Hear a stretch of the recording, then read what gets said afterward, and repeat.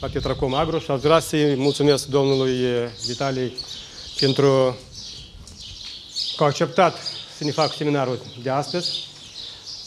Am văzut că băieții s-au pregătit. Știți, situația la ziua de astăzi în gospodării diferă, practic. Unii mai bine, unii mai rău, dar într-o oarecare măsură suntem cam toți aici. Fiindcă noi, vă știți că am avut cu o săptămână de zile, practic, în urmă, seminarul cel care a fost de control reciproc între gospodării. Situația noastră, știți cam care și unde și la fiecare gospodărie, cam cum este.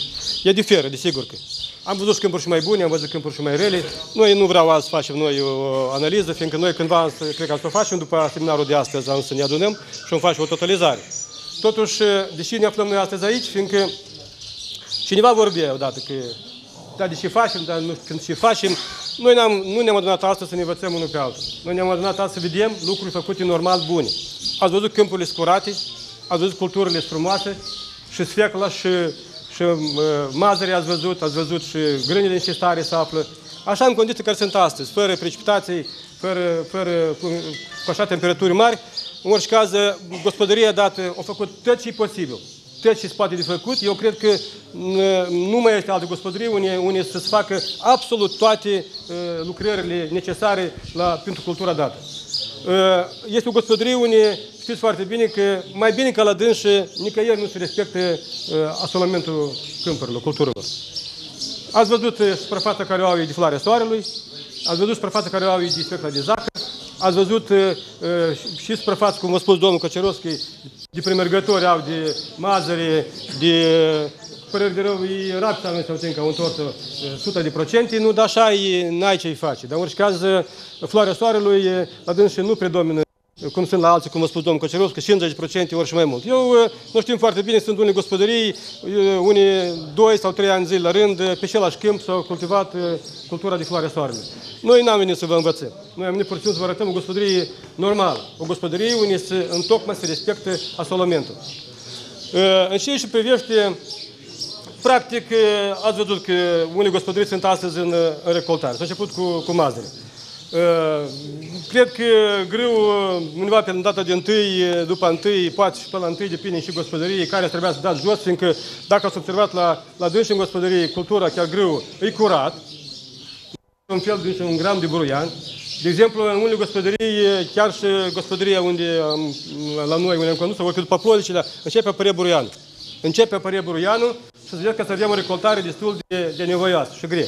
Pe locul ăsta trebuia undeva de dat grâu, poate în bază jos, ca să o putem lua pe urmă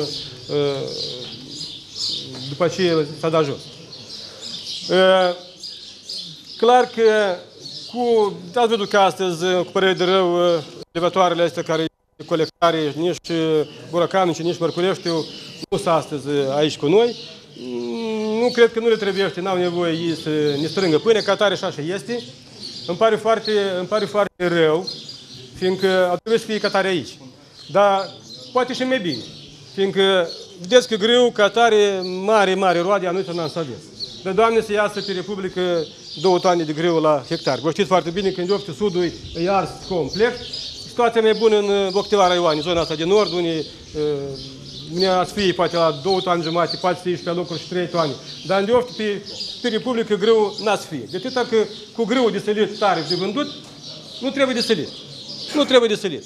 Depozitele care le avem noi prin gospodării, cred că nu o să ne ajungă după să luăm chiar anul trecut. Că anul trecut multă pâine tare la elevătoare noi n-am dus-o. Și care au dus grâu la elevător, știți ce înseamnă grâu la elevător. Este prinirea, au spus domnul Tocan că la dânsii nu e niciun fel de servicii, nici pe prinirii, dar undeva ceva, serviciul ăsta să iasă undeva, ori nu. El trebuie să iasă. Nu-i prinirii, nu-i, cum spune la ăsta, prelucrare, nu-i păstrare, nu-i de adus înapoi, dar undeva el să iasă. Dar să iasă unde? Să iasă în preț, până la urmă. Totdeauna să plătim tot noi. Nu gândiți că cineva să dea de buzunarul lor. Dacă grâu a să fie depozitat în depozit care le avem, el trebuie reparat, trebuie curățit, trebuie făcute dezinfecții în trânsele, de gătit pentru că mare pâine n-am să avem. În primul rând avem de achitat cu lumea, dar cu lumea vreau, nu vreau, trebuie să ne achităm. Fiindcă vedeți să începem prin raion un fel de rai de astea care cu acapararea unor gospodării. Și nu e normală și îmi pare foarte rău. Fiindcă noi odată trebuie să ne adunăm încă o dată, numai conducătorii de gospodării agricole, la o masă rotundă, să ne sfătuim odată ce facem, fiindcă nu e lucru normal și bun.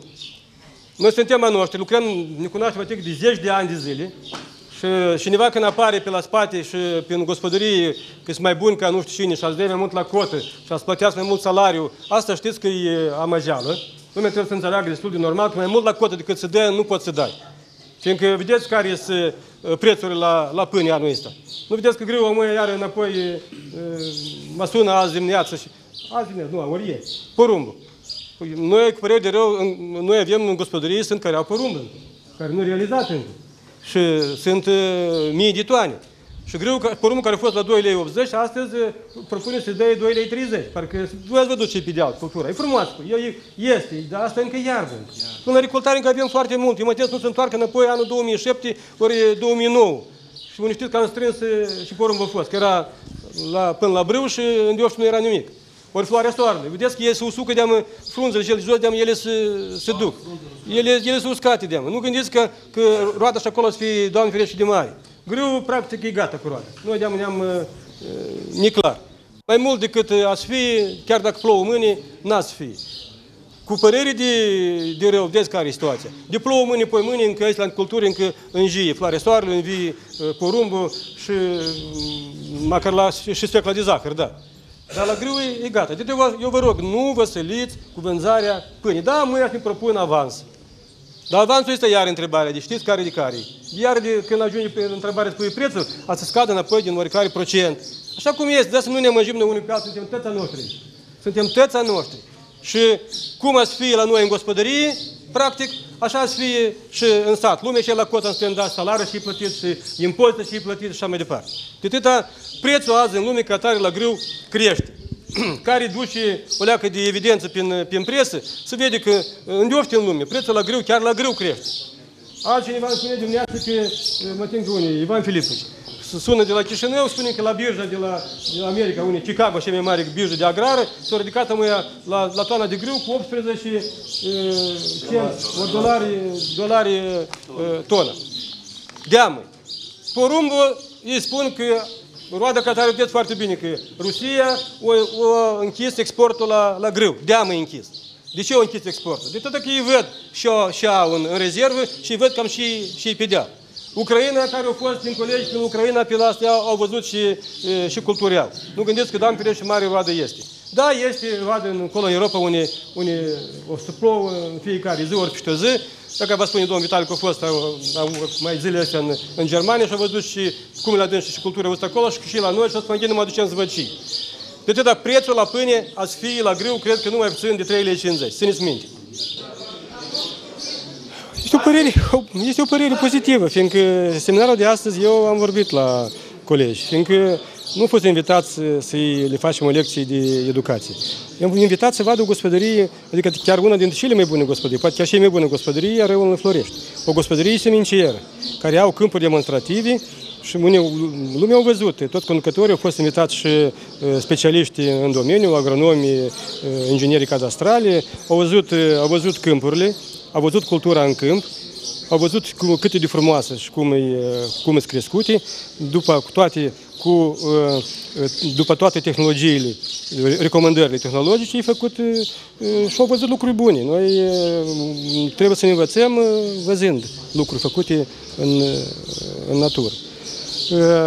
Gospodăria dată este o gospodărie ce se ocupă practic de vreo 20 de ani cu creșterea semințelor, mai ales semințele ce își privește la prima grupă. Asta grâu, orzu, mazărea, din care și noi astăzi le-am demonstrat la conducătorii agricoli, să vadă, au văzut loturile demonstrative, că se poate de procurat semințe și nu numai de pe hotare, dar chiar la noi din gospodările care chiar are în Florești.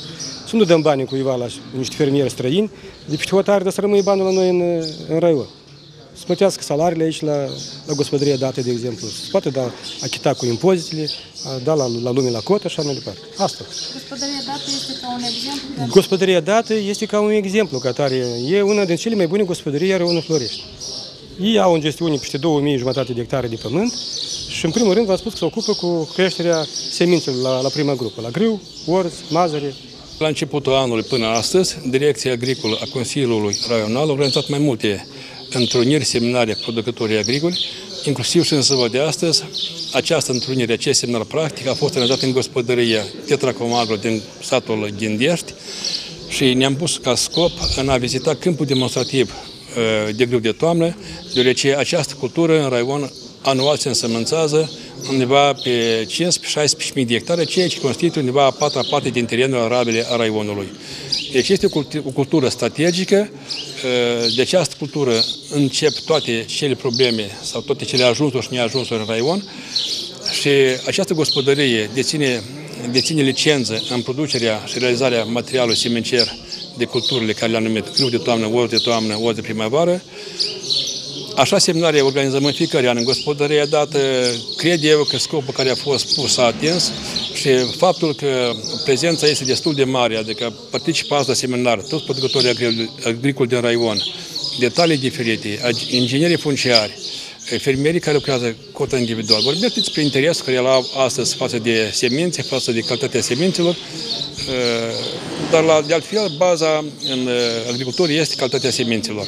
De aceea noi considerăm că scopul care l-am pus astăzi a fost atins. Organizarea acestor seminare pentru producătorii agricoli le aduce posibilitatea de a acumula mai multă informație în munca de zi cu zi.